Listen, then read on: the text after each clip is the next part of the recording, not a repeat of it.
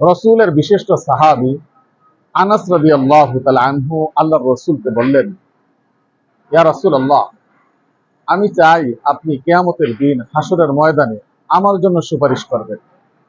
আল্লাহর রসুল রাজি হলেন, যাও আমি তোমার জন্য হাসরের ময়দানে সুপারিশ করব।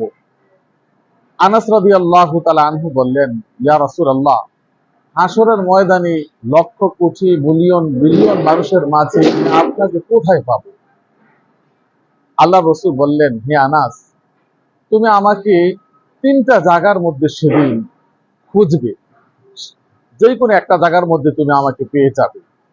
তুমি সর্বপ্রথম খুঁজবে ফুলসিরাতের কাছে, যদি সেখানে না পাও তাহলে মিজানের কাছে আমাকে খুঁজবে, সেখানেও যদি না পাও তাহলে হাউজে কাউসারের নিকটে আমাকে খুঁজবে।